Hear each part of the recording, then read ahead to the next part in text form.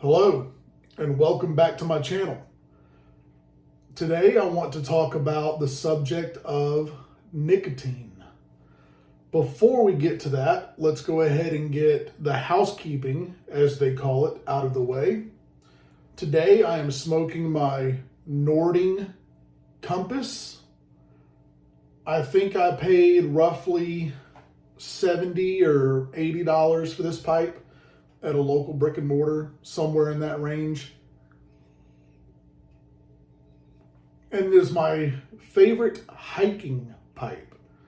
It's durable. It's made out of, I'm guessing, some kind of metal, aluminum, maybe. I'm really not positive. But the stem, removes just like any pipe for the most part. But it fits very nicely in a breast pocket or in a small pipe case that can be easily carried while hiking. So that's typically when I smoke it, but it is also a smaller bowl, so it's perfect for when I just want a short smoke as well. In it, I am smoking Cornell and Deal exclusive. I picked this one up from a shop just recently, and it caught my eye because of the amount of perique. The description on the back says, the combination of Red Virginia's, mild Cavendish, and a full 50% perique makes C&D's exclusive a naturally sweet and incredibly spicy blend. Perfect for the lovers of the Bayou-based tobaccos. And what caught my eye was the 50% perique, because I am a perique fiend. I love perique. I love the spice. I love the fruitiness. I love the nicotine hit that comes from it. For the most part, anything that's got a high perique content in it, I'm probably going to be a fan. And under the lip, I have Siberia Mini, extremely strong. Unfortunately, this one has been red listed from being imported into the United States. That is a Swedish snus. That is my next to last can. So when it's gone, I'm out of luck on that one.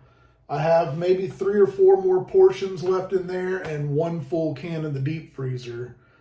And that's about it for Siberia, unfortunately. But a lot of that has to do with the topic of this video, nicotine. I did not read the full article for full disclosure, but it is to my understanding that Biden is attempting to ban a certain amount of nicotine in tobacco products being made in the United States. I won't speak very heavily on that particular subject because I'm not well informed on the matter. As I said, I did not do my research. I did not read the full article. I don't have a complete understanding of what is going on. But it does seem that there's a lot happening right now in the world of nicotine and tobacco, to the best of my understanding, right around the same time right now in 2025. As I stated in my other video, and as many of you are already aware, Sutliff and Mac Baren are going away to a large degree. Those of you who are consumers of Swedish snus know that snus is being red listed in many ways from being imported here into the United States. Those of you that vape are probably familiar with the recent bans going on in Kentucky, Rhode Island, I believe, and California. And then you pair all that with Biden wanting to ban nicotine to some degree in tobacco products being manufactured here. I can't find my tinfoil hat right now, but I would put it on if I could. and say that there seems to be a war of some kind on tobacco products and the use of nicotine. What do they know that we don't? That they don't want us to have nicotine. It begs the question, at least in my mind. It just really is frustrating that, in a lot of ways, we have lost the power of choice and self-autonomy, the power to make our own decisions. It's almost like we're being told on a constant basis what we can and can't have, what we can and can't consume. And I often wonder if a lot of these different manufacturers, if these different importers, these different creators of products aren't somehow paid off or influenced by the government backhandedly in a way, if they're not able to put in actual regulations. I don't want to go down that route, especially this video, because I can start to sound a little crazy when it comes to that, I suppose. But I'll just speak for myself and say that I love nicotine. I really always have. I'll be 39 this year, and I've been a tobacco and nicotine consumer well before the legal age. I began at 13 years old. And for the record, I didn't start out with flavored products, because I know that's the argument from the government and anti-tobacco groups that, children start out on flavored things like flavored cigarettes or flavored dips and stuff. And that was not the case for me. I started out on Marlboro Reds when I was 13 years old, and I was dipping Copenhagen Long Cut at 13 years old. And I'm not justifying that. I'm not saying it's a good thing, but I don't believe that any government control or regulation was going to stop that, because I just happened to have people who were over the age. At the time it was 18, you could buy tobacco products. I had people over the age of 18 in my life that were willing to purchase these things for me. Let me light my pipe again real quick. Excuse me a moment. But I've been a fan of nicotine ever since. I quit smoking cigarettes when I was 21. I have dipped on and off most of my life.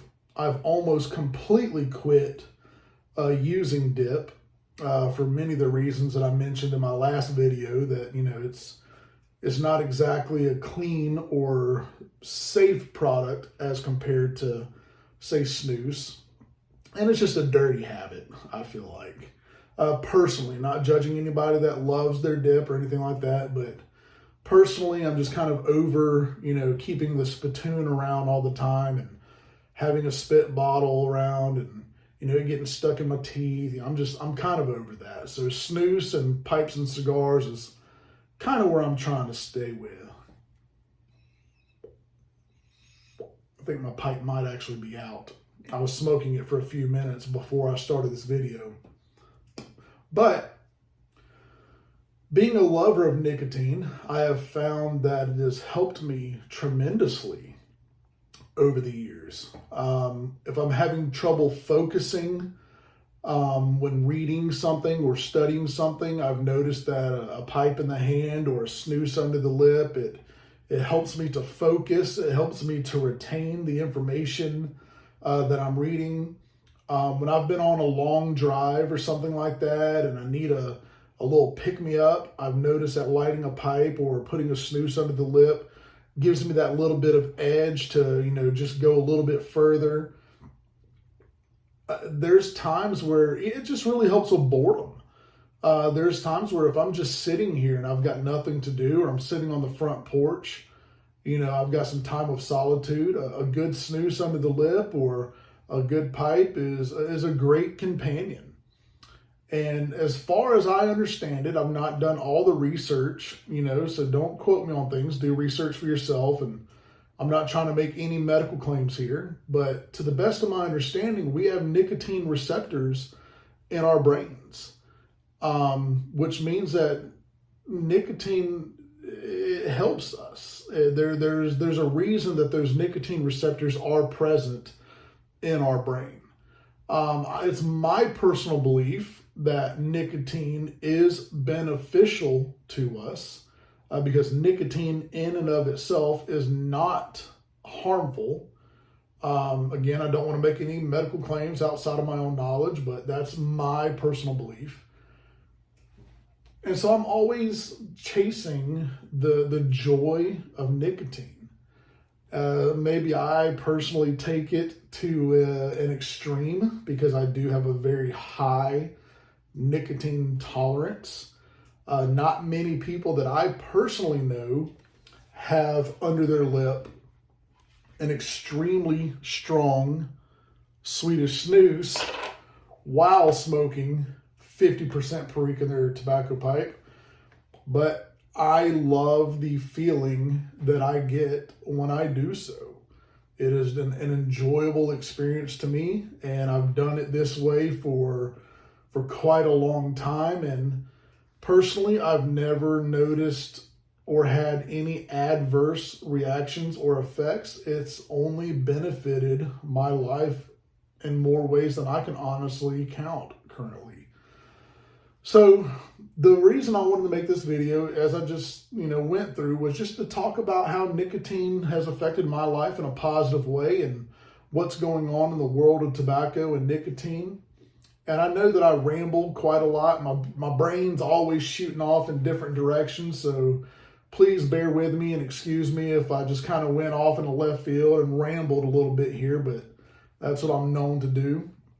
If you've stuck it out this far to the almost 12 minutes now and listened to me ramble about tobacco and nicotine, put a comment down below or make a video response, tag me in it, and let me know your thoughts on nicotine or tobacco in general and how it's affected your life in a positive way. I'd love to hear just your journey with tobacco and nicotine and what it does for you or what your thoughts are on the matter. I'd love to hear your opinions. Thank you for watching. Enjoy the rest of your day and happy smokes.